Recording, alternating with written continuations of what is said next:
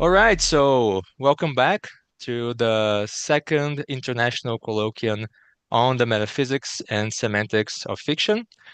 Before we start, I would like to stress that all are welcome in this colloquium. So I would like to welcome everyone from every country, every ethnicity, every sex, every gender, every age, in some, every human being. So it's a great pleasure to have all you here in this colloquium. So let's start this session for contributed papers.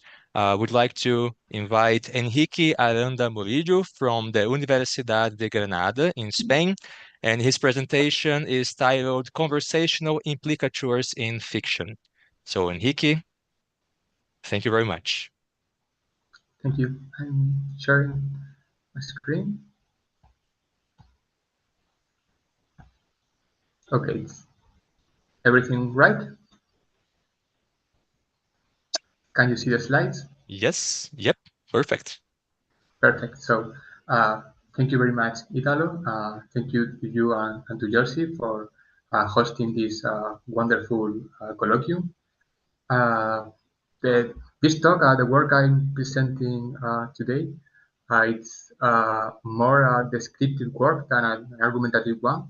The idea is to explain how conversational implicatures work in fiction and what makes the process to communicate conversational implicatures in fictions differs from the communication in serious discourse, and also how the product of this communication vary from fictional discourse to serious discourse.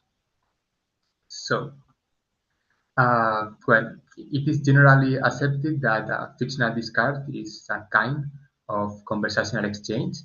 It's a one-sided conversational exchange, but a conversational exchange regardless. Therefore, conversational implicatures in fiction are a phenomenon widely accepted. In the philosophical literature, uh, authors such as Gregory Carey, Kathleen Stock, Manuel García Carpintero, Andreas Stock, all of them accept that conversational implicatures happens in fictional discourse. However, none of them have explained how conversational implicatures are conveyed in fictional discourse, or what are the difference between the conversational implicatures conveyed in fictional discourse and those conveyed in serious discourse. Consequently, in this talk, I pursue two goals. First, I will explain the process we follow to communicate implicatures in fictional discourse and how this process differs from how we communicate implicatures in serious discourse.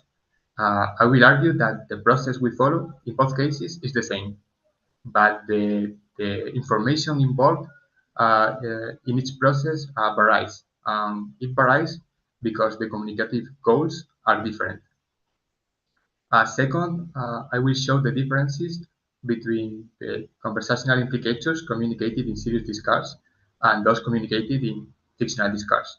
Uh, I will argue that in fictional discourse, uh, conversational implicatures performs act of fiction making, while in serious discourse, conversational implicatures perform indirect speech act, generally assertions. Okay, well, what kind of conversational implicatures I am referring? The kind of conversational implicatures I'm considering here are one like one. We have a fictional discourse, such a novel, whose opening line is everyone went to the party, Paul had to work. This example is taken from Andreas Stoke paper from 2021. If one is uttered by a speaker during an everyday conversation, the speaker will communicate three things. Two of them explicitly, that everyone went to the party and that Paul had to work, and one of them implicitly, that Paul didn't go to the party. This is the proposition that I have called one prime. As a part of a fictional discard, the author is making these three things true in the fictional story. So the kind of implicature that generate this is the kind of implicature that generate generates fictional content. The idea is by uttering one, the author is making one prime true in the fictional work. Now, in serious discourses, conversational implicatures can be worked out from the following data. First, the conventional meaning of the expression. Second, the cooperation principle. Third, the context of the utterance. Fourth, the background knowledge. And five, the assumption that the previous information is available for all the participants in the conversation. Well, I have marked 2, 3, and 4 because in fictional discourse, these elements have different content. The cooperative principle, the cooperation principle, the context of the utterance, and the background knowledge vary when we are dealing with fictional discourse. Specifically, the cooperation principle will adopt different maxims. The context of the utterance will involve information regarding the fictional work, and the background knowledge will be covered by Andrea's stock notions of fictional record. Well, let's start by taking a look to the cooperation principle.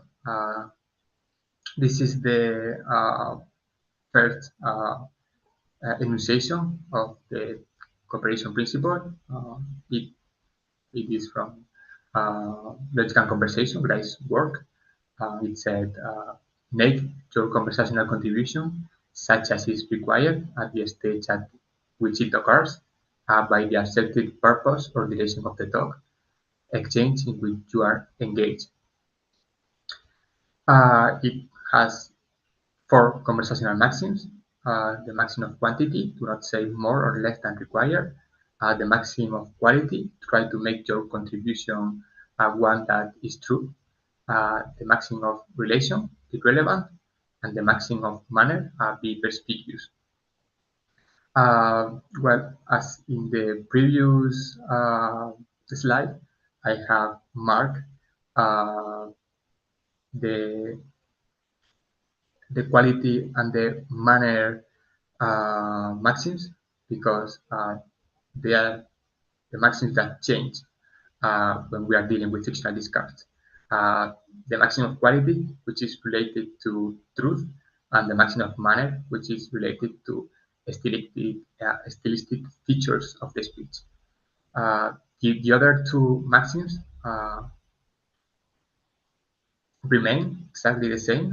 For example, 1 prime, the case of Paul, everyone goes to the party. Everyone went to the party. Paul had to work. It's an example of an implicature conveyed by floating the maxim of relation, because the information that Paul had to work is relevant only if there is a relation between Paul having to work and everyone going to the party. The implicature in this case is the relation between both propositions, namely that Paul didn't go to the party.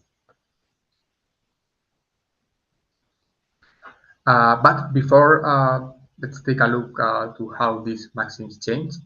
I need to mention how in fictional discourse we can modify the cooperation principle without creating problems in conversational exchange.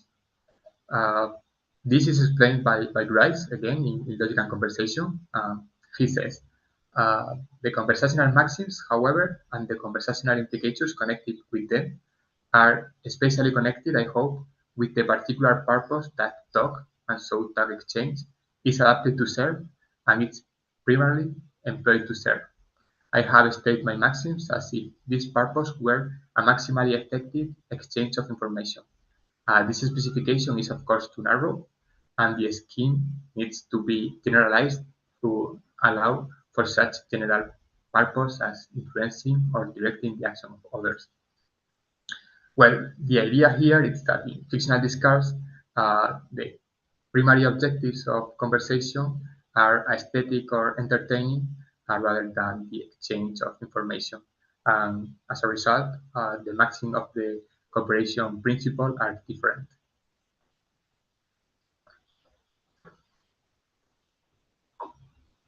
So now I'm going to explain what I have called the fictional maximum of quality. It has been argued that fictional discourses, in fictional discourses, the maximum of quality is suspended. I am thinking on Martini Chan Stroll book about fiction. My idea, however, is that this maxim is not merely suspended, but substitute. Uh, Substitute, but what I have called the fictional maxim of quality. These maxims have the super maxims be consistent, and the specific maxims say what is true in a fictional work and don't say anything that contradict what is assumed in the fictional work. Well, generally, authors take advantage of this maxim to create unreliable narrators and to inform the reader that the narrator is unreliable. Now, the fictional maxim of manner, this has only one maxim, which is make your contribution to the work in a way that maximizes its literary value. Uh, there is an example of conversational implicatures by floating this maxim. It is in Cortázar's short story, The Continuity of Park, but I don't want to spoil the story. It's a very short one. I strongly recommend it. However, the idea is we can infer a final twist partly because the literal interpretation is less interesting than its non-literal counterpart. Uh, we recognize then that Cortázar is floating the fictional maxim of manner because the implicated content that allows for non-literal interpretation make the story much better.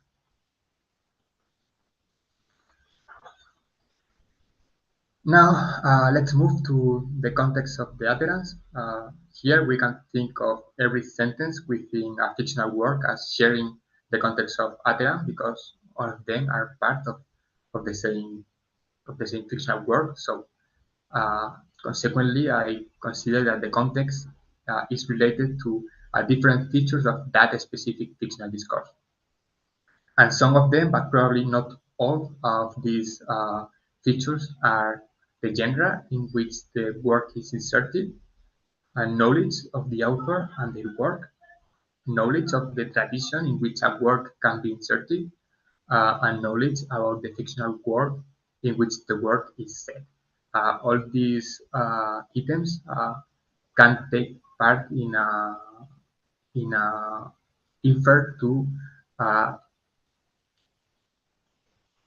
recover an implicature content. This feature also can explain cases such as intertextuality, shared words, terms that take advantage of general convention. Okay, well, in serious discourses, background knowledge can be explained by the Stamakerian notion of common ground.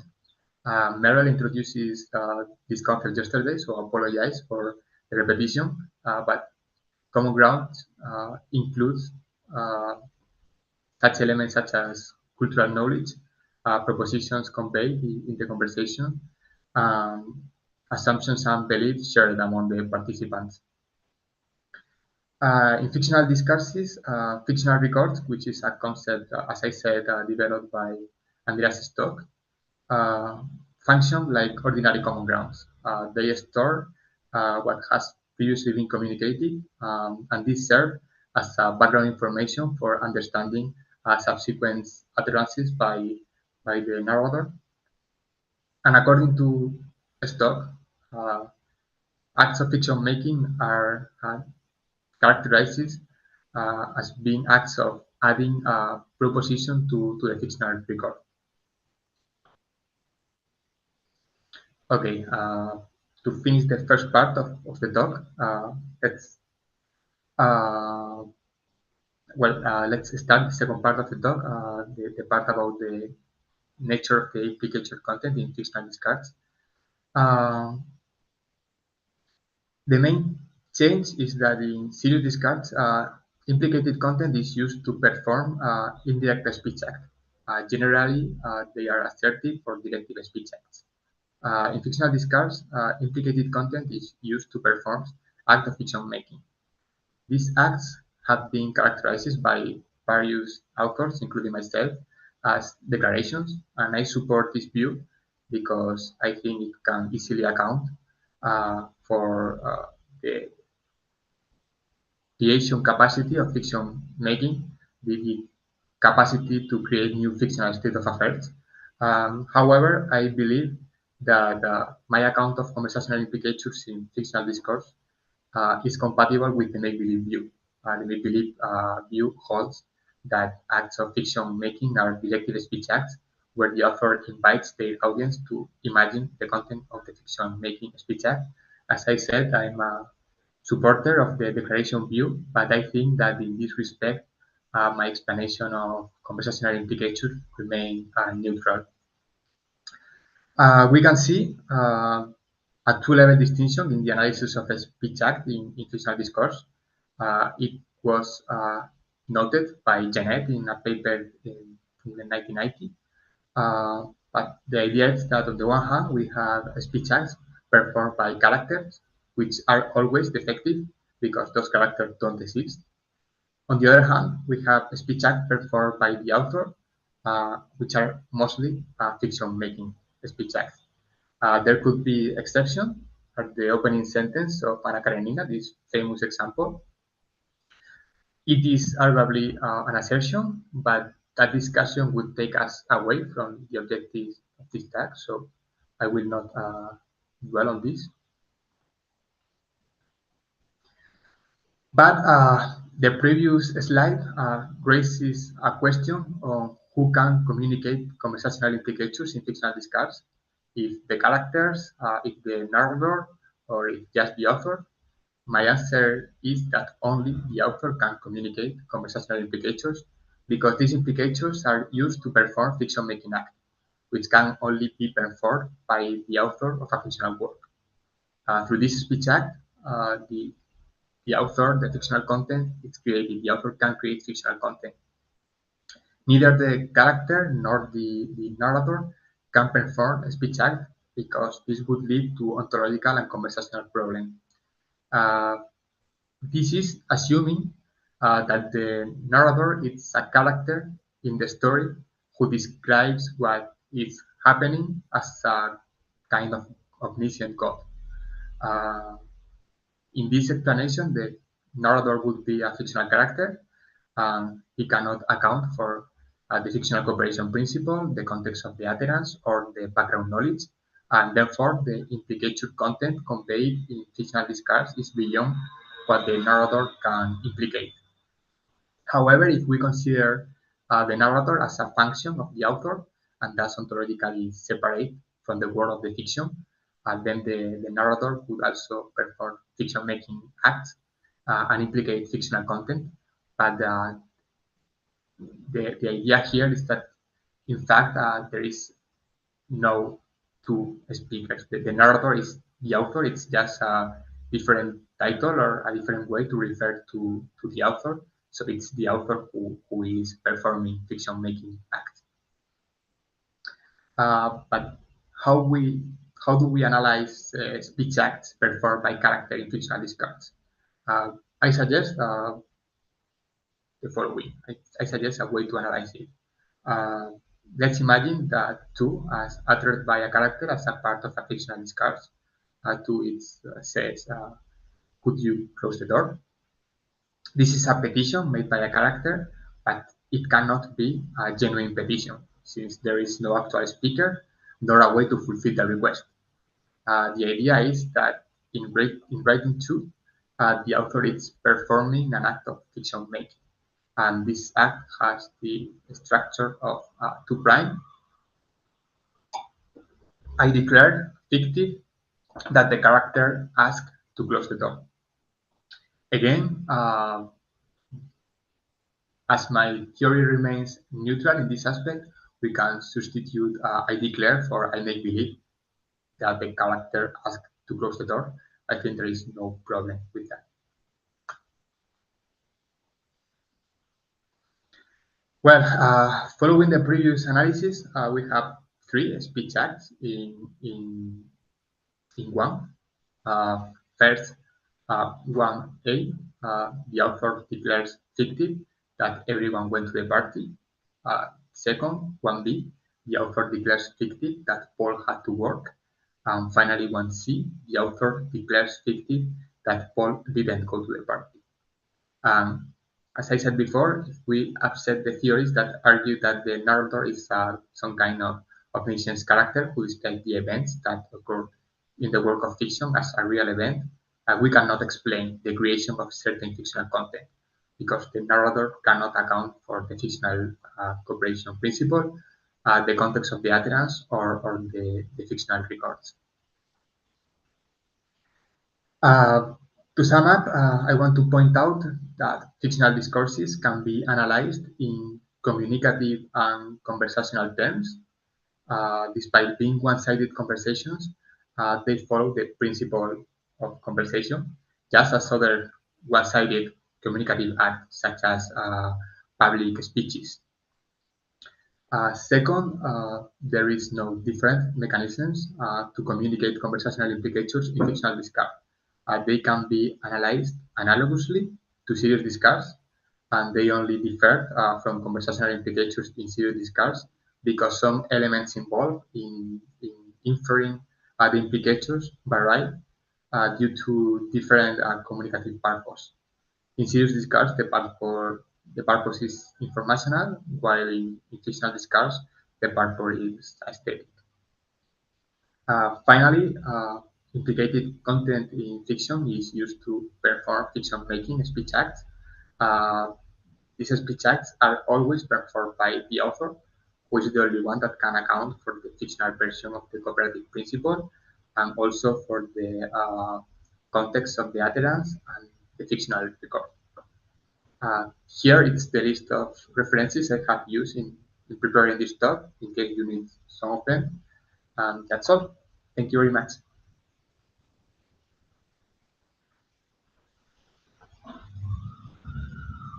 Thank you very much, Enrique, for your presentation. So we still have 9 minutes. So if you want to raise a question, please raise your virtual hand. Hannah? Great. Thank you for the presentation. That was really fun. And I'm really sympathetic to a lot of what you're saying. So I just have one follow-up question about kind of the last point where you think all the speech acts should be accorded to the author because you think the actual author is the only one who can account for the cooperative principle. That's the fictional version, right? And that cooperative principle is the new one that you give, right? The super maxim, be consistent, like, right? So the question is, it seems like, I don't know. So I've been thinking about Gricean pragmatics in fiction as well. And the thing that worries me is it really is unclear when we can assume an author to be cooperative and not. So think about, I don't know, Beckett or James Joyce or Eliot. Like they are not being consistent and they're not being very clear. It doesn't seem like they're being cooperative creators of art that's giving us some work that is really easy to understand, right? And so obviously we can't assume or we can't like make all the authors or fiction makers to be cooperative in that sense, meaning like giving us the easiest works or most perspicuous, whatever. So I guess I wanted to hear a little bit more about what you think the range of like cooperation we can expect from the fiction creator such that we can think the cooperative principle holds at all. Because the kind of more like drastic way to respond to all this is to say, no, the cooperative principle doesn't hold, or at least like we need to have a really revised version of it, such that Implicatures is going to look very different. So like, how does that sit with you? Okay. Yeah. I think there is a problem in the amount of implicatures you can recover because what you said, because it's hard to know when, in which case the author is cooperating and in which case he's just not cooperating but not floating a maxim but yet not following it. My idea is that cases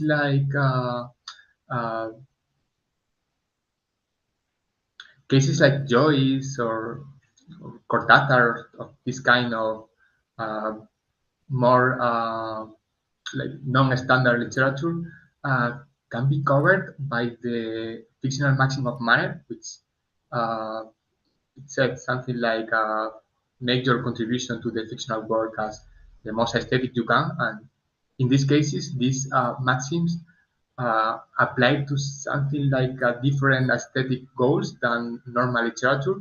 So when you are engaging with that kind of fictions, you assume that a lot of things are different from what you expect from a regular cooperation principle because of the author is fulfilling that maxim. And in case in which the thing is not non-interesting, you say you see something that is clearly not interesting, uh, you can assume that there is a floating of the maxim.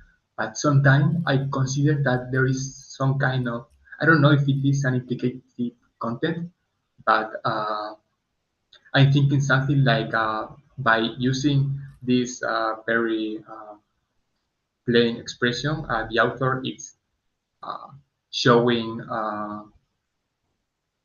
showing his approval to a way of writing, to a stylistic way of writing, and that's I don't think it's. I'm not sure if that's an implicature, and conversational implicature, but yeah, I think it's hard to draw a line to separate fiction that implicatures that create fiction content and implicatures that say something about aesthetic thought or a canon or things like that, or even implicatures that make assertion about the real world. Yeah, it's I think it's hard to explain that just with a Gracian account, but I don't know if I have answered your question or just raise three more. Oh, that's helpful. Thank you. And I see other hands, so I'll cede the floor. Thank you. Thanks, Jerzy. Enrique, thank you very much for your excellent talk. I have two clarificatory questions, but feel free to answer in any way you want. First of all, about Jeanette, why he says that fictional speech acts performed by fictional characters are defective. Why this word defective? Only because the characters don't exist, but okay. And the second would be I don't know if I understood correctly, but in the end you said that the author declares that Paul didn't go to the party because he had to work and so on. Shouldn't we have a different notion for that kind of implied declaration? Everything that is implied by a declaration is also declared? I don't know. That would be my question. Okay. Thank you again. Thank you. First, as you said, Janet says that the speech act is defective because there is, in fact, no speech act. There is no a real person speaking. So he said that we pretense. He added to Serlian pretense view. He said that we just pretend that there are speech acts. We pretend that a character asserts things. We pretend that characters order things and so on. I think it's a reasonable answer. About the second question, I think you're right. You got a point because we can still reading the novel and we can find that in fact Paul went to the party. So it wasn't part of the fictional content that Paul didn't go to the party. So the implicature can be somehow cancelled by something explicitly stated. It can also happen in everyday conversation, in regular conversational implicatures, but in these cases, different because we assume that what is true in fiction is something, let's say, stable. We cannot change continuously what is true or not in fiction. My idea is that we have a weaker declaration, uh, and also that we only can know what is the content of a fiction holistically when we have finished the entire fiction, because we can find things like that. We can find that, I don't know, a character that was said killed is in fact living, or things like that. But I think it is a problem that explicit fiction making declarations are shared with implicating fiction making declarations. Okay, great. Thanks. Thank you. Thank you, Enrique. I would have a question, but we are running out of time, so I'm going to message you later. So, Enrique, once again, thank you Perfect. very much for your presentation. Thank you. And now I would like to invite Iago Mello Batistela from Universidade Estadual de Campinas, Brazil, and Eduarda Calado Barbosa from Universidade Estadual de Campinas, Brazil also. And they're going to present a paper called Another Take at the Co-predication Problem, a critical referentialist approach. So, Iago and Eduarda, Thank you, Italu. thank you very much. I think I'm gonna talk, and then you can ask the questions to Eduarda afterwards. And I'm not gonna answer the questions. It's just gonna be Eduarda. So here is the outline of the presentation. Originally, this was a 40 minutes presentation, so we had to make some cuts. So we're gonna just deal with point 2. The purpose of we're gonna propose an account of parafictional, metafictional, and mixed uses in the framework of critical referentialism. Originally, we presented an analysis of parafictional, metafictional, and fictional uses, which is more or less different from what I usually see proposed. And we intend to compare our position with Ekanishi and Tejones to Fiones. You can ask about this, but I'm not going to talk about this right now.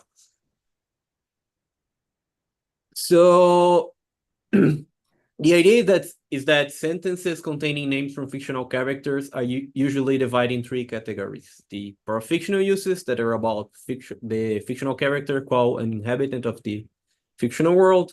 The metafictional uses, which are about the character qua a cultural artifact that is part of the actual world.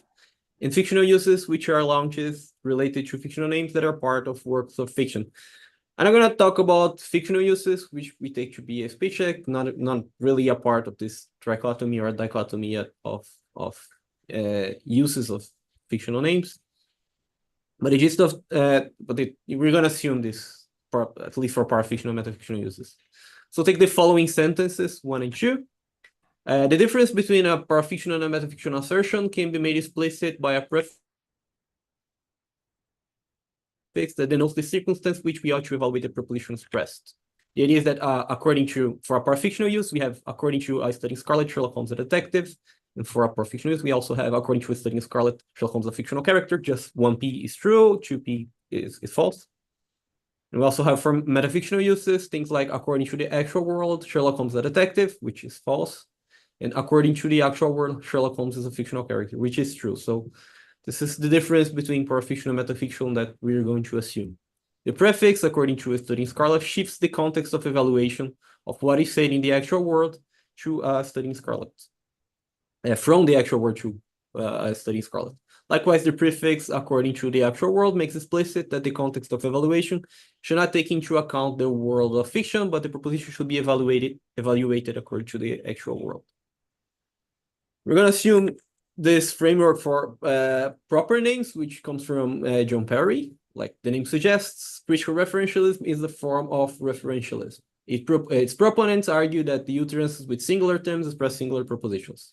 Unlike other forms of referentialism, however, critical referentialism is motivated by concerns with consequences of propositionalism regarding the many co-referential empty singular terms. So you don't have just one proposition, you have a lot of propositions expressed by a sentence containing a proper name.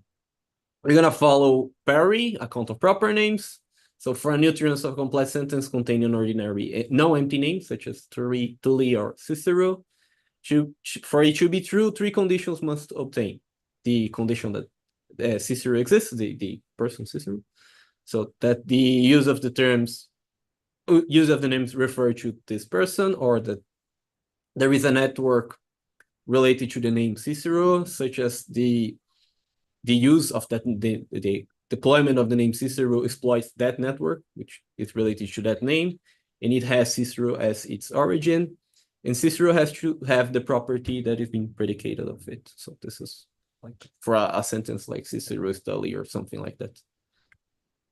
So the core notion of this proposal is the idea of notions and networks. In using ordinary non-empty names, speakers exploit what Perry calls networks of conditional coreference. The network of a proper name has a referent as its origin, and proper names are paradigmatically associated with standing notions that participate in intersubjective notion networks. This is gonna make more sense after. Sorry, it's just really technical. So notions are mental files that store information and misinformation about individuals we think about. And notion networks provide a natural account of the cognitive significance of statements containing proper names.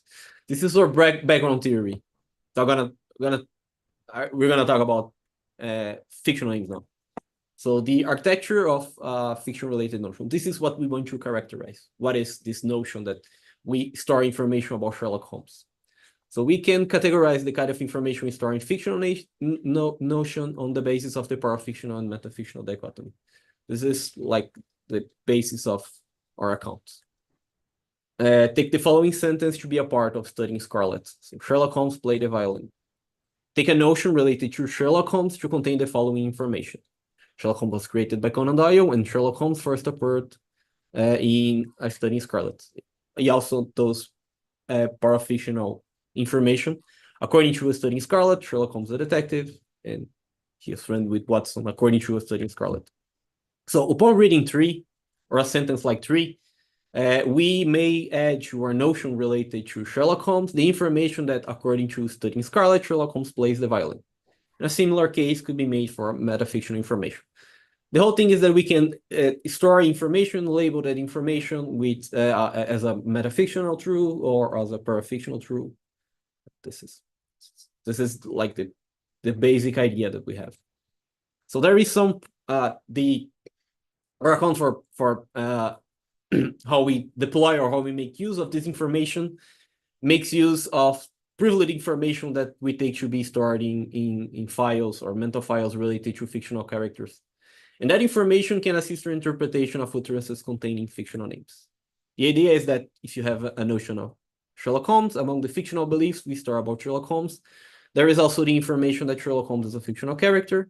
We can call it categorical information. And as a consequence of the fact that we know that Sherlock Holmes is a fictional character, we may infer that our notion of Sherlock Holmes contains some ontological information, such as Sherlock Holmes does not exist, and it can store some metalinguistic information, perhaps, like the notion network related to the name Sherlock Holmes starts in a block. Our proposal assumes the fact that in a regular conversation, we take this kind of information, categorical information, ontological information, and metalinguistic information into account to evaluate the utterance that is being that a speaker made with a fictional name. So our interpretation of sentences containing fictional names can make use of this 3 kind of information. Take sentences like 3 and 4. The speaker of 3 and 4 explores the notion network associated with the name Sherlock Holmes and expects the following information to be shared. So they expect that everyone knows that they're making use of a network related to the name of Sherlock Holmes, that Sherlock Holmes is a fictional character. That's basically, I just jumped it over myself, sorry. So it is also expected that the participants of a conversation are cooperative and will not purposely commit a categorical or ontological or metalinguistic mistake. It is expected that it is common ground that in the actual world, fictional characters do not play the violin. It is common ground that real people are not part of works of fiction. So given a natural interpretation of 3, given that the natural interpretation of 3 will be parafictional, and the natural interpretation of 4 will be metafictional. I don't know, 3 and 4 plays the violin and is a character from I Study in Scarlet. So a metafictional reading of 3 or a parafictional reading of 4 can be raised if the participants are not observing either A or some crucial information like B and C. In either case, it is expected that the conversation will make the necessary adjustments in order to make clear what the speaker meant. So you can raise a metafictional reading of 3 or a parafictional reading of 4, but if you make clear like that you're following principles like A, B, and C, the conversation will adjust itself as it goes. It's just a very Stonakerian way to understand metafictional, parafictional information. So we also propose some truth conditions, just like the ones presented for non-empty names. So we assume that notions become exceptionally following De Ponte, Perry, and Corta. We assume that notions become exceptionally and perhaps exclusively important for the truth of parafictional statements and also for metafictional statements. So in using a fictional name, sincere speaker is committed to these conditions, like the notion associated with the fictional character exists, that there is a network associated with the name Sherlock Holmes, and that a deployment of that network has no origin and ends in a notion that is related to a block, so that the notion related to Sherlock Holmes includes the idea is a detective, and following our account of how we divide information, we also take that the predicate is a detective is marked as parafictional inside the notion related to Sherlock Holmes. So metafictional statements are treated in a similar way to parafictional statements. The difference we propose is related to how the information is marked inside the notion. So for a sentence like 4, we have the following conditions: the idea that the notion related to Sherlock Holmes exists, that there is a network related to the name Sherlock Holmes, and an utterance of 4, it should be 4, not 3, exploits that network related to that name, and that it has no origin and ends in the notion related to Sherlock Holmes, and that the notion includes the idea that Sherlock Holmes is a character from Studying Scarlet, and following how we are labeling information, is a character from a Studying Scarlet, is marked as metafictional inside the notion. So this is our architecture of, I don't know, how we cognitively divide information inside our notion related to fictional characters. So here's the real problem. That is the co-predication problem. So utterances like 1 and 2 are really easy. You just have to label information. A problem is raised when we get to mixed uses. So mixed uses are sentences like, Sherlock Holmes was created by Conan Doyle and plays the violin. This one is kind of easy, but the next one is really hard. So we have sentences like, the always smart Sherlock Holmes was created by Conan Doyle. We want to take the always smart to be parafictional, and we want to take created by Conan Doyle to be metafictional. Just as we want to take to be, I don't know, created by Conan Doyle in 5 to be metafictional and plays the violin as parafictional. So we can label the whole sentence. We have to label information individually. We have to, I don't know, partition the sentence and label information. So the first solution may explore this, what I said, like the operator, the prefix may apply to the in-fiction part of the sentence, leaving out the out-of-fiction part of the sentence, should be accounted in some favored way.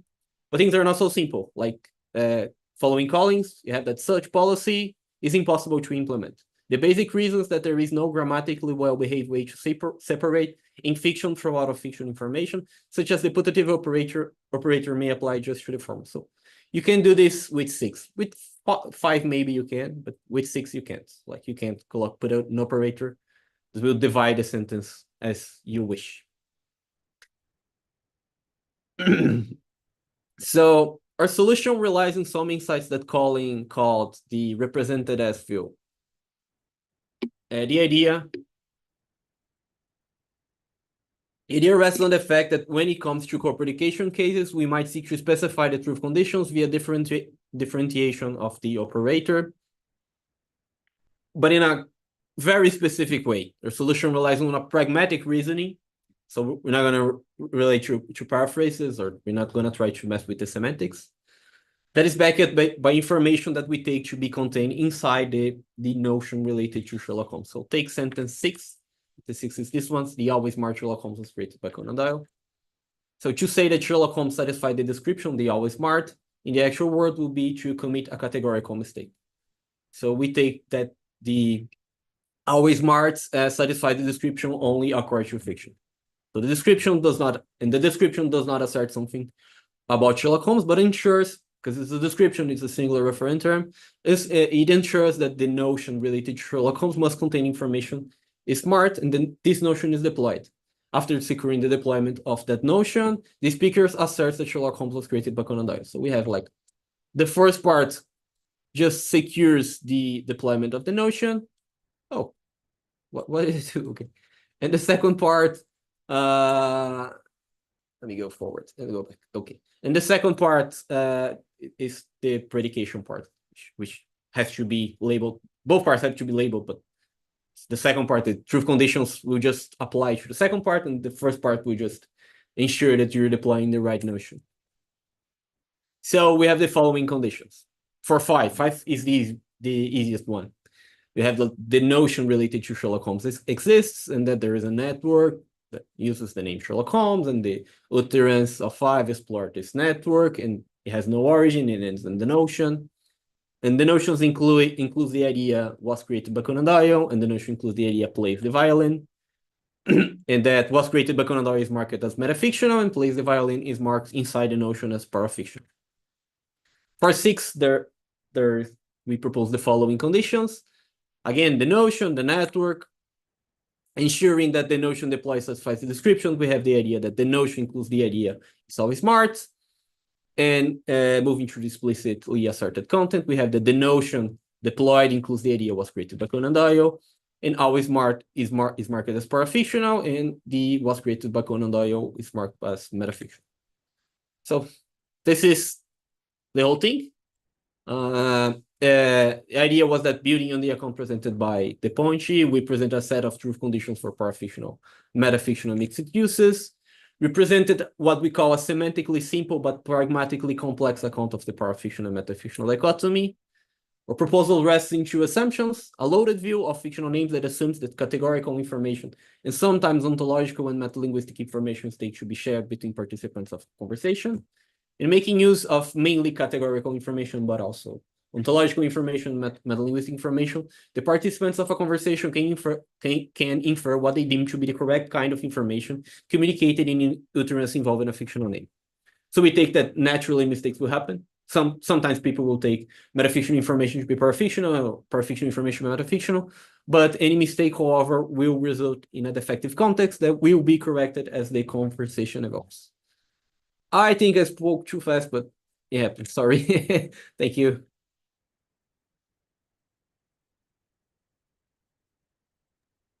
Thank you very much, Iago and Eduarda.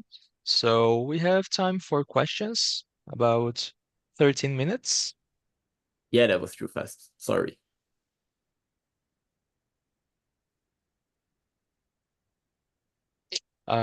Christian. Thank you, Iago. My question is about clarification. In the slide 9, I think you say something about common ground. Real people. Let me stop sharing so I can see you. But I'll go back to slide 9. In works of fiction, something like that. So what you thinking about the Napoleon in War and Peace books? Is Napoleon the real people, is a fictional character? What do you think about this? So yeah, so I don't want to assume a position, but there is a cognitive difference between Napoleon from, I don't know, War and Peace and Napoleon. Like, at least you can I don't know, you can. There are 2 senses in the Freudian sense of sense about Napoleon, the one from War and Peace, and Napoleon, the one from the real world. So in this sense, we take that they are different notions being deployed. Even can if say they that. have, I don't know, a pointer from, I don't know, the notion, the fictional notion has a pointer related to the real life notion. Sorry, just to say something. If you don't want to use the notion of Phrygian sense, you can use permitting naming conventions and say that they have different origins. That would be the Parian answer. Yeah, that's better. It's been a long time since I last read Perry, so I'm on Okay, train. thank you. Awesome. So here it says that Jerzy raised his hand first, but I didn't know that. So Jerzy, do you want to go first, or do I pass to Meryl? Meryl can ask her question, yes. Okay, so Meryl, then Jerzy. Yeah, okay, thanks. So, Yeah, just so let me- that was Okay, oh sorry. no, okay, go. Sorry. Yeah, thanks. So that was great. I loved it.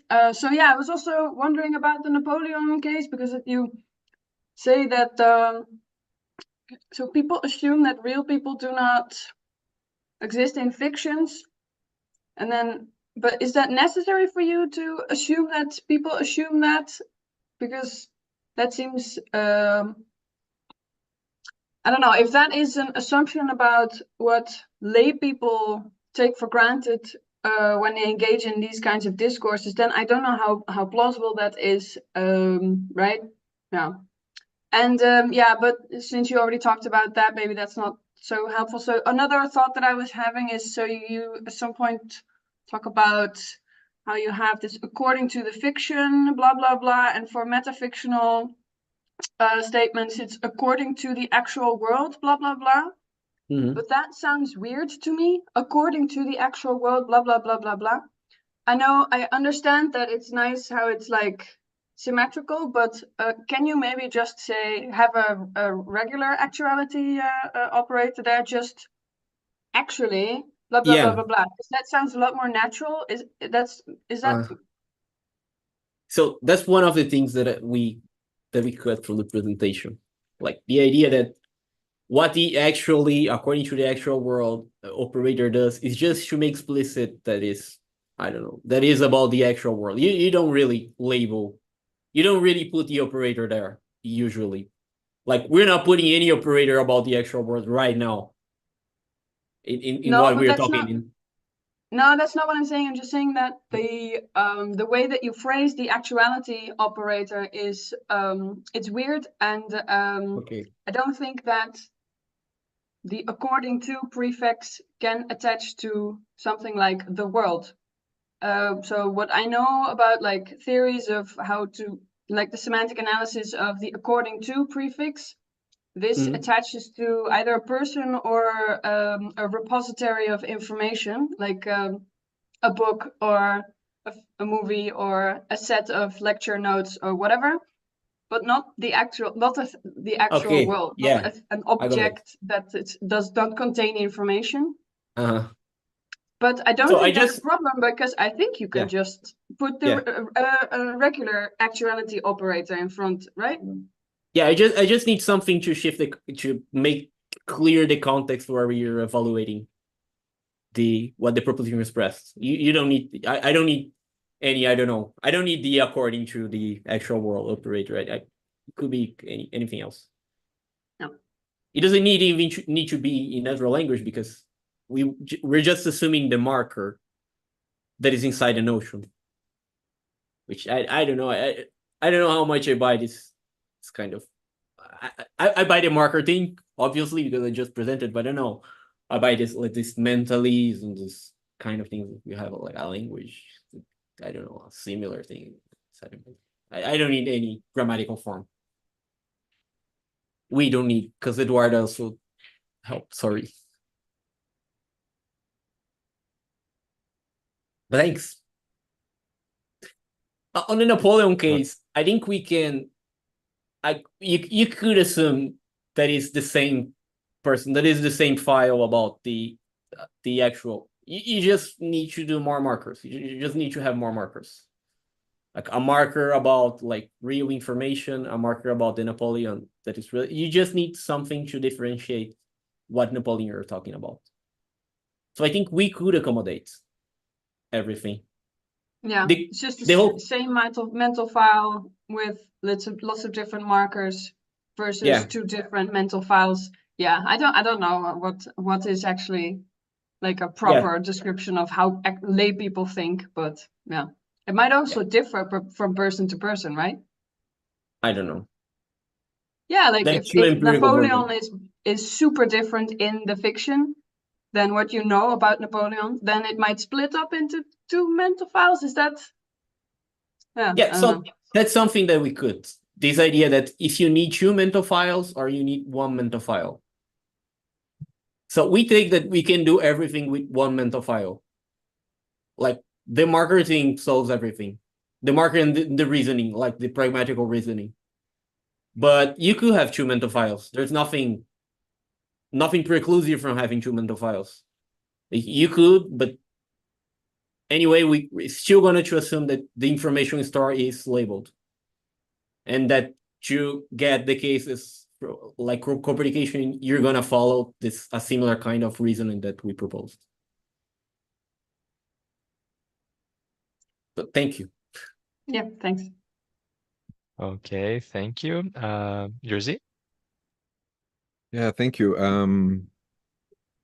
I really enjoyed your presentation. I'm sort of dipping my toes in the literature surrounding Perry, so this is a more of a clarificatory question as well. Do you so it also relates to the Napoleon case, of course. So do the 2 mental files or single mental file or whatever, what does this imply for rigidity? Does Perry maintain that proper names are still rigid, even if we have multiple notions?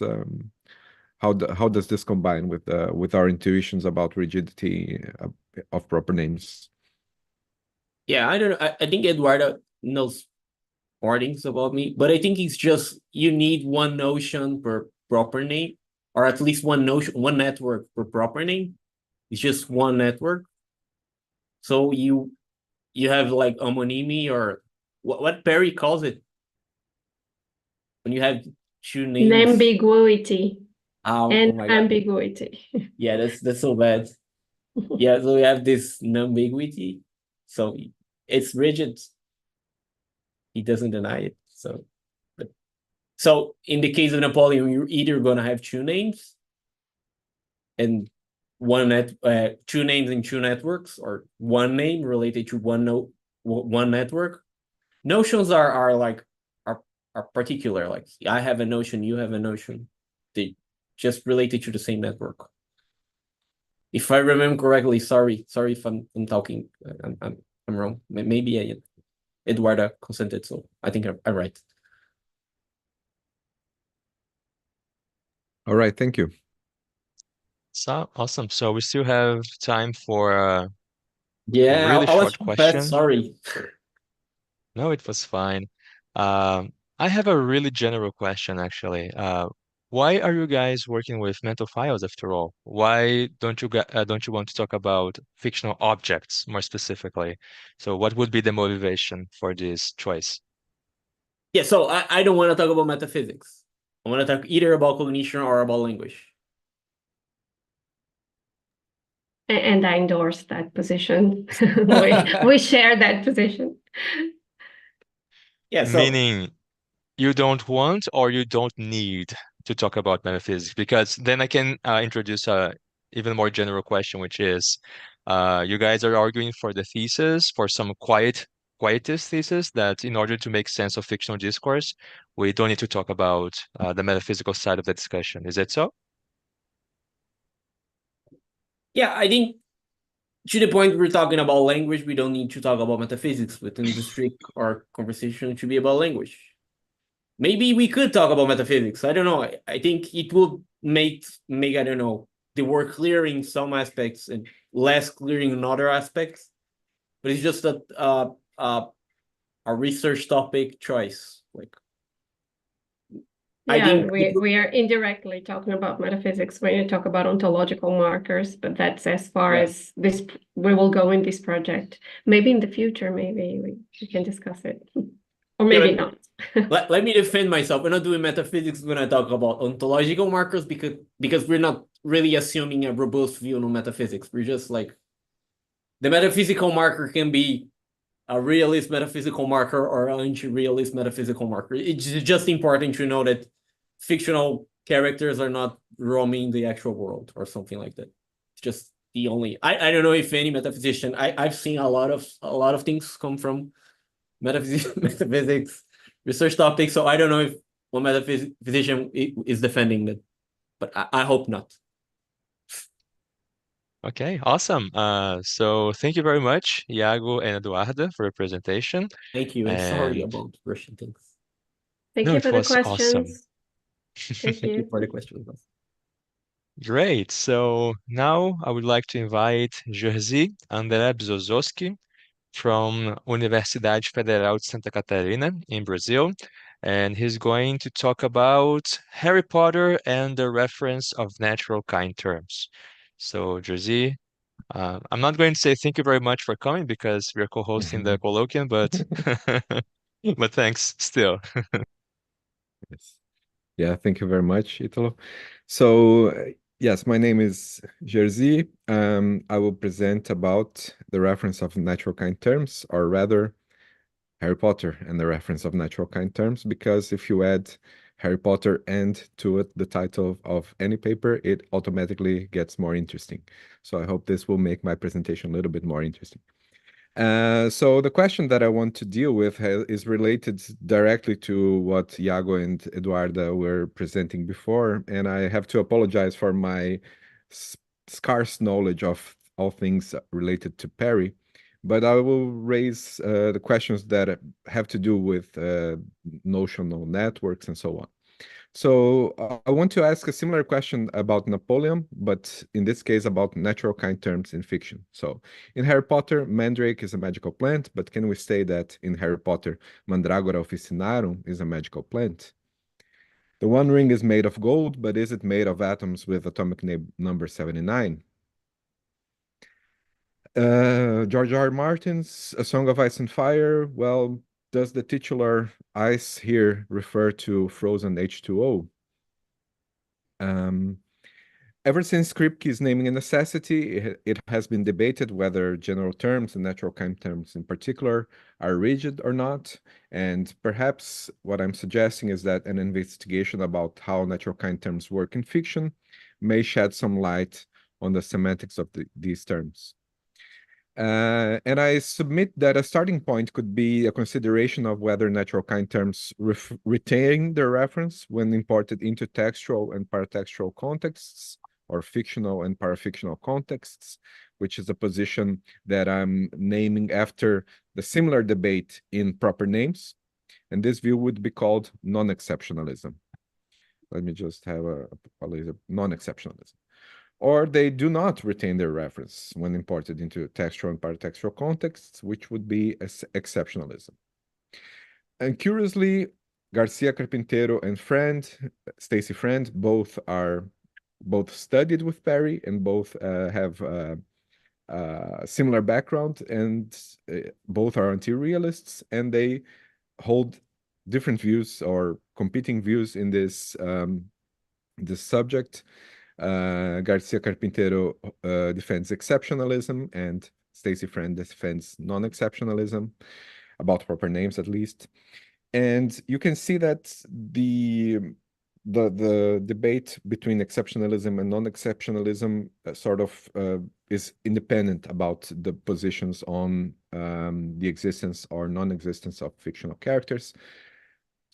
So I will focus on the anti-realist here, because this is the more recent debate, and I think it has more to do with the topic that I wish to address here. So what does it mean to say that natural kind terms are rigid? Are we referring to the superficial properties, say watery stuff, or are we referring to an underlying structure, H2O in this case? Well, the essentialist conception holds that the underlying essence sort of anchor rigidity, whereas the identity of designation conception hold that we can sort of independently refer rigidly both to the superficial properties as well as to the essential properties. And here I must emphasize Eleonora's work on this topic as well. So I will defend non-exceptionalism, at least I think I am a non-exceptionalist, but I will raise a little difficulty for the position, and I will try to respond to this difficulty. So I will start with a very brief section on why should we believe exceptionalism about proper names, then move on to Stacy Friend's arguments against exceptionalism. I will transpose the debate to the natural kind terms, especially I will transpose the idea of failure of substitutivity in parafictional contexts or paratextual contexts. And I end with some inconclusive conclusions.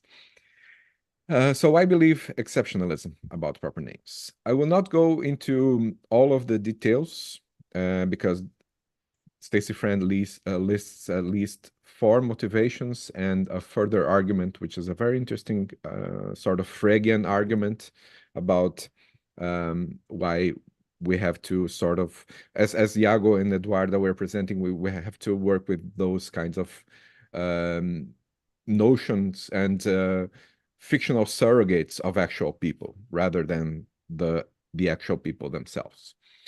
But I will focus on failure of substitutivity.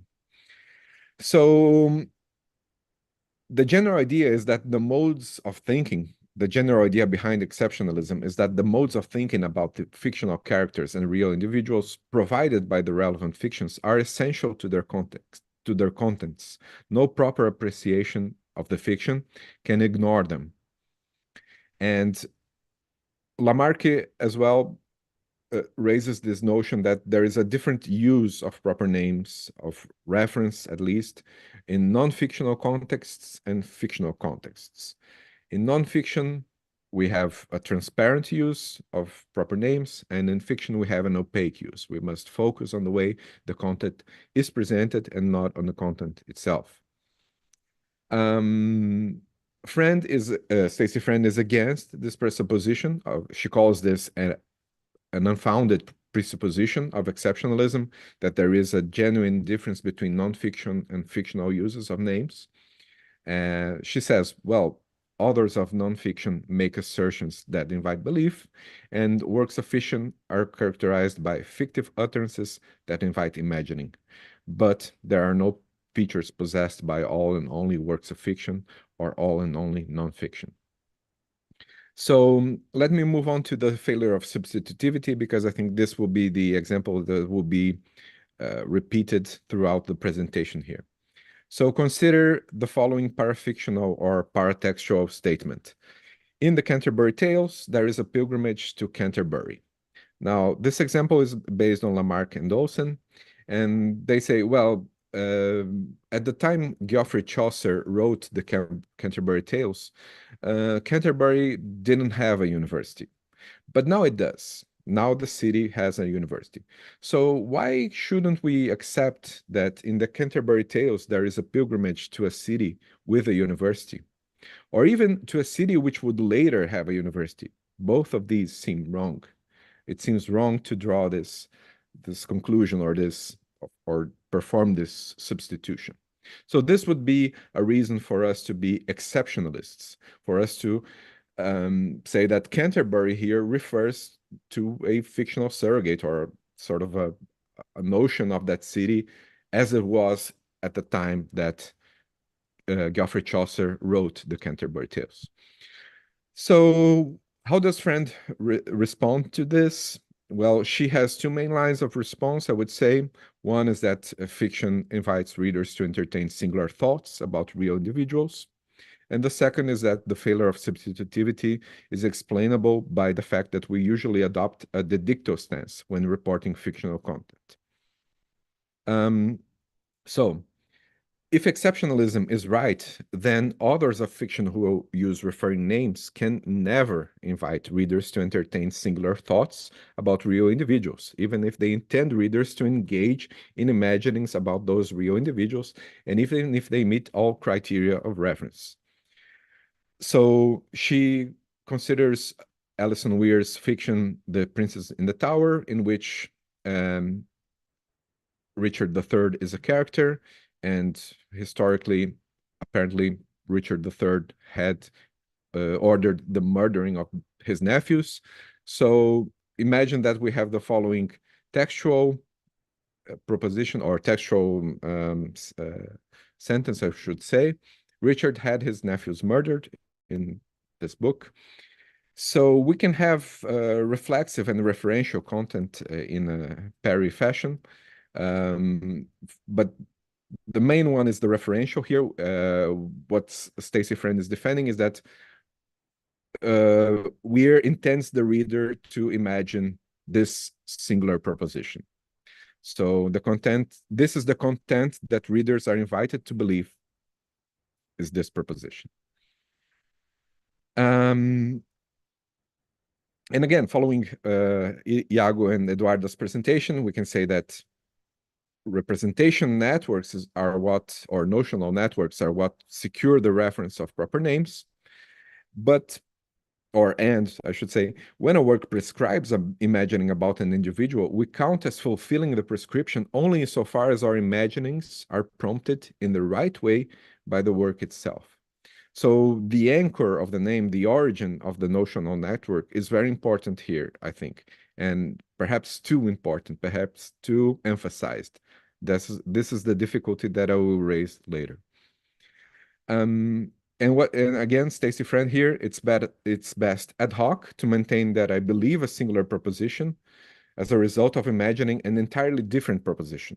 Because, for example, Garcia Carpintero maintains that the propositions that fictional works invite us to imagine are gappy propositions. They have nothing in the proper name or singular thought, singular name region, so to speak.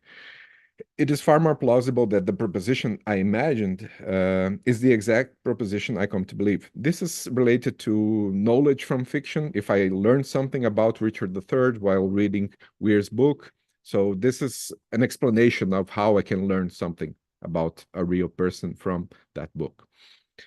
Again, so how does Stacy Friend replies to the failure of substitutivity? Well, this shows that substitution within reports of storified content might be problematic insofar as those reports are treated as the dicto, that is, indicated the actual wording in the text.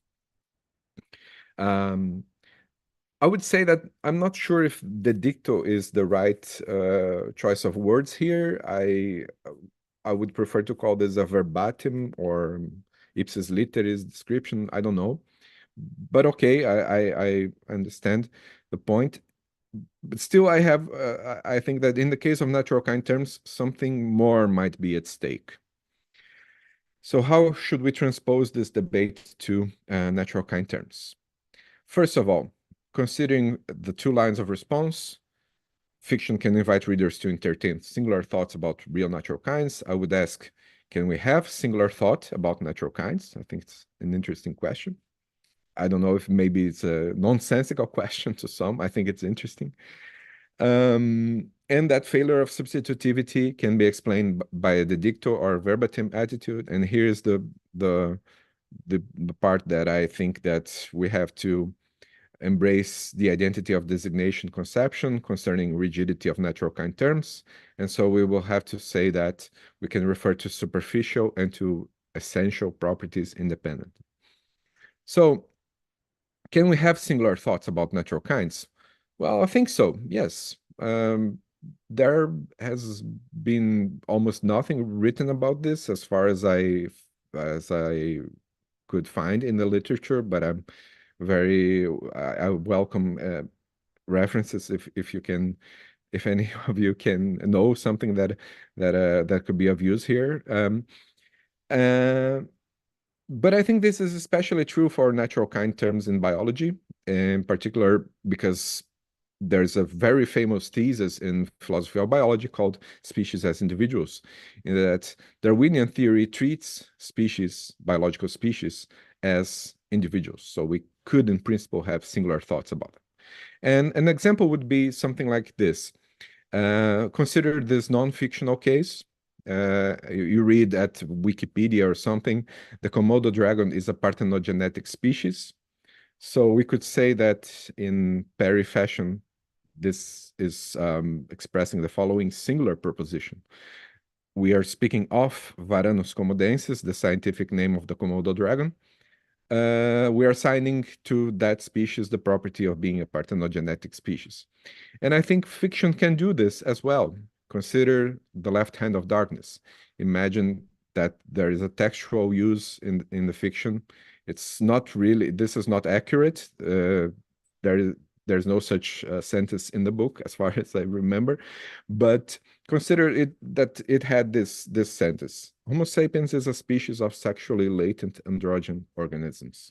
So this would be ascribing to Homo sapiens the property of being a species of sexually latent androgen organisms, even if this is a fictional property or something like that. But what about failure of substitutivity? I think here we have very interesting examples. Consider first Fahrenheit 451, in which we have the following dialogue. There's this girl who is talking to Guy Montag, the protagonist, and she asks, is it true that long ago firemen put fires out instead of going to start them? And she answers, Montag answers, no, houses have always been fireproof, take my word for it. Strange, I heard that a long time ago houses used to burn by accident and they needed firemen to stop the flames. He laughed. So clearly in Fahrenheit 451, we can say the following, parafictional, paratextual sentence. In Fahrenheit 451, Guy Montag is a fireman. But we cannot, and it would be extremely inaccurate to say that in Fahrenheit 451, Guy Montag is a person who puts out fires. So this is blatantly wrong. So there seems to be something about the way this term is anchored that functions differently. Here, of course, I'm talking about a social kind term, being a fireman, but I think this more or less the same intuition should apply to natural kind terms, because we are using the same term, but speaking of that class, that it has a very different or even contradictory property to the one that we usually expect in the actual world. So we could say things like in Lord of the Rings, dwarves are fond of gold, but hardly. I think it's strange. I don't know. My intuition is that all of these are strange. We could not say in Lord of the Rings, dwarves are fond of the metal with atomic number 49. And also we could say something like in Lord of the Rings, Shadowfax is a horse, is Gandalf's horse, but not that it is a member of Equus Caballus, because then we would have some problems with other essential properties. So let me raise a final difficulty that I think is related to this. I endorse the dicto response, at least partly, but I think there's a further explanation to be made here. So consider, for example, on Earth and twin Earth. This is Earth and twin Earth, as in the famous Putnam scenario. Water here is H2O, water here is XYZ. This is George R. R. Martin, and this is Twin Martin. Now, imagine that George R. R. Martin on Earth writes a Game of Thrones, and he never mentions anything about water being H2O. And imagine that Twin Martin writes Twin, a Game of Thrones, on Twin Earth, and he also does not mention water being XYZ at all. We, in fact, imagine that a Game of Thrones and Twin, a Game of Thrones, are word for word identical. So the thing is that Martin and twin Martin are connected to different notional networks, right? So when Martin uses water, he's connected to a notional network that has its origin in H2O, and when twin Martin uses the word water, he's connected to a network in which is water is it XYZ. So the appropriate connection requires the reader to deploy a water notion that is embedded in the same representational network as Martin's, which is different from twin Martin's references to water. Now, I think this is the problem, that when, let's say, this sentence occurs inside the fiction, snow covered the plains to the north of the wall. Again, I'm making this up. In a Game of Thrones, we should read this as saying that frozen H2O covered the plains to the north of the wall. And twin a Game of Thrones, we should read that frozen XYZ covered the plains to the north of the wall. But now suppose that a copy of the twin a Game of Thrones is brought to Earth. Imagine the cost of the import taxes here.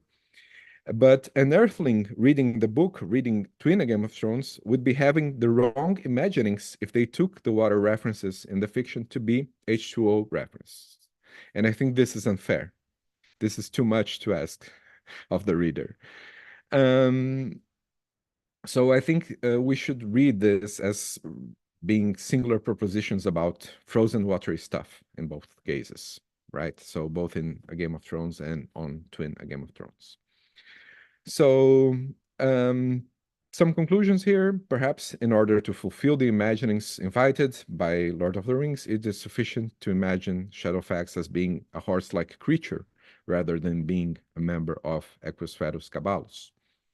Perhaps there seems nothing wrong with singular imagine about natural kinds, but we should distinguish imagining of gold, that dwarves are fond of it, and imagining of the element with atomic number 79, that dwarves are fond of it.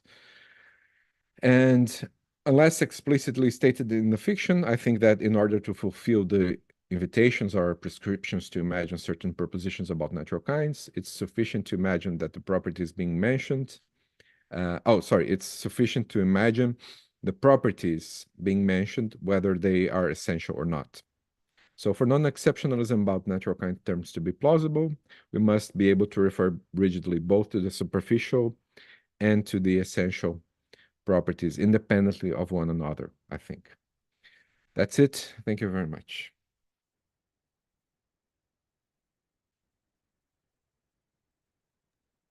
Thank you very much, Jerzy, for your presentation. It was excellent. So if you want to raise a question, raise your hand. We have Iago. Thank you, Jerzy. I have a lot of questions, but I'm gonna just ask one, and then if there's more time, I'm gonna ask the other.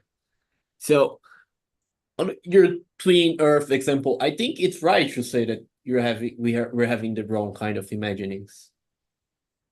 Like when we misread a word, even if I don't know, we not only misread, we have like ambiguous word, and we take we are having the wrong kind of imaginings. So, and I think that this is not a question actually. Sorry, this is just a remark.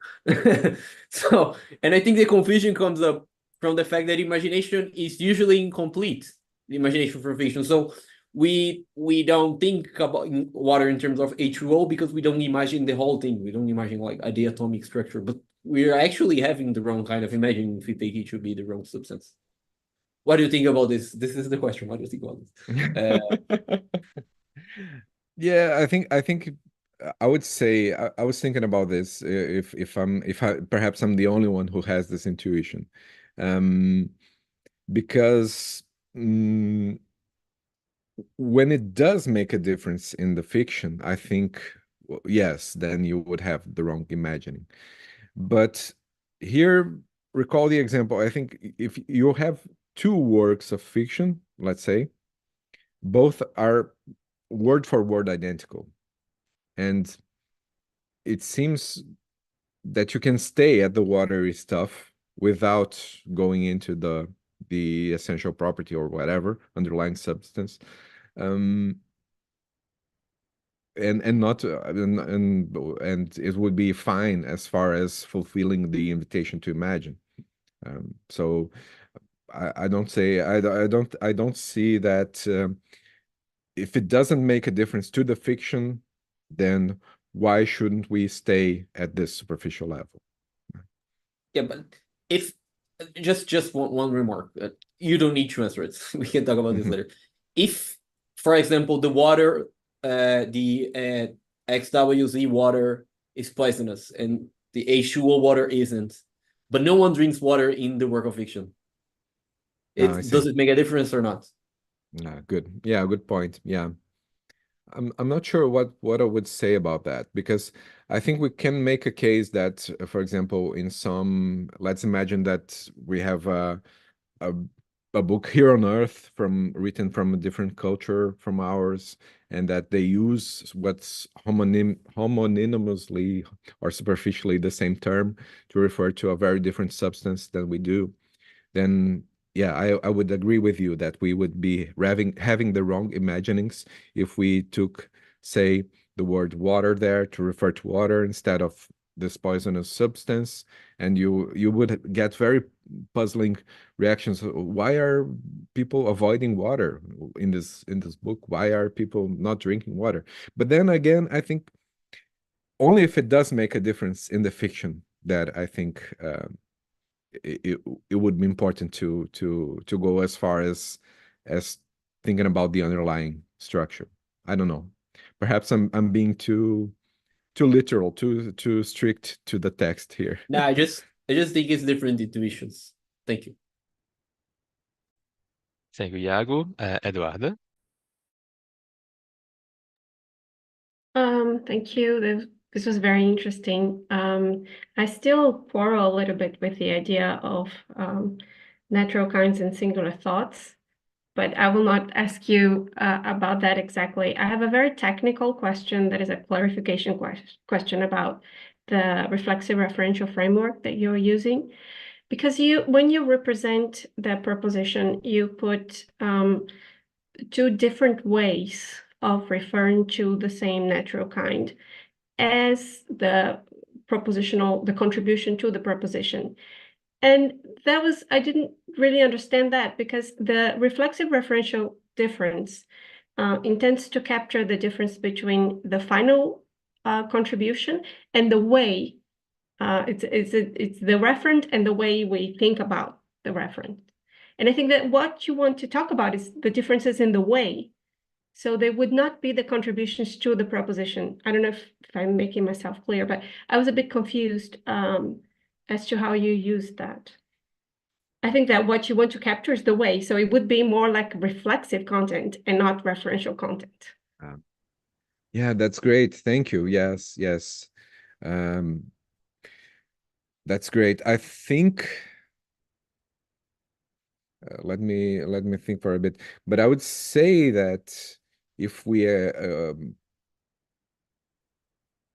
accept this difference in the reflexive way of referring, and that this is what is important, this is what is at stake when imagining fictional content, then I think we would have a position which is closer to Garcia Carpintero's form of interpreting the Perry framework here. And this would result, I think, in an exceptionalist view, because then, well, we are talking about water, and water here in the fiction has such and such properties, and we're talking about water outside the fiction, and then I have to do this sort of labeling that you were mentioning before in order to connect the two notions, which is a further step than just saying, well, I'm referring the whole time to a single property, the property of being watery stuff. So that's why I chose to draw this difference between referring rigidly to other stuff and referring rigidly to H2O. If that makes me a two-dimensionalist, I don't know, perhaps. And I don't know if I would be I don't know. I still don't know the consequences of exactly of this views. So this is a very preliminary research. But yeah, I think I would agree with that. I would say yes, if we could want to go for exceptionalism, yeah, reflexive content all the way. But I was trying to save non-exceptionalism here. I don't know. We can talk more. Okay, we can talk more. We don't have much time, but thank you. Yeah. That's it. So, Jerzy, thank you very much for your presentation. So, this is the end of this session of contributed papers. And at 4 p.m. Brasilia time, we're going to have John Gibson with the presentation Criticism, Aboutness, and Cognitive